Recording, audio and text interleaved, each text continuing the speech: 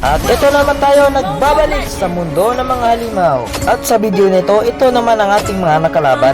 At ang gamit natin na hero ay si Nana. At ito naman ang ating build. At ang role naman natin ay Roam. Kakasimula pa lang natin. Wait! Recall!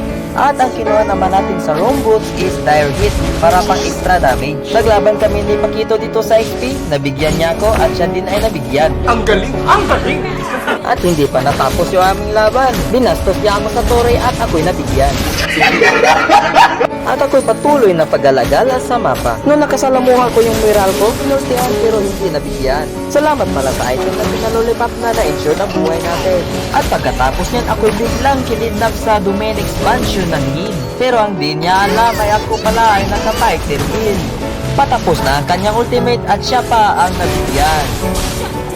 What? At pagkatapos napush na namin yung mid lane. At nakita ko ng Melissa nang nagnakaw ako ng ulam sa kanila. Pero sa bandang uli, siya pa ang nabigyan. Kulang kayo sa pagkain, kaya kulang kayo sa tapang. At ayun, 21 minutes na pero hindi pa rin tapos ang labanan. Tinry pa namin na makuha yung Lord. Kaso ako pa yung naunahan at nabigyan. At ladek pa namin yung Lord ng kalaban. At ito na rin yung pinakamalupit na highlight sa game na to. At yun, nabigyan namin yung Melissa, kasama na rin si Manny Pacquiao. At hindi din nagpapahuli si Petrang Caballo. Ayun, itas ka na par.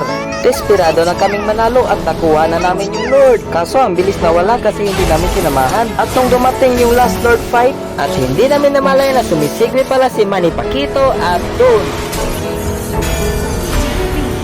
Sa laro na to, kung sino pa yung nirereklamuhan nila, sila pala yung bida. Kasi hindi naman lahat ng roamer ay nagtatank. Thank you pala sa lahat na nanonood and God bless.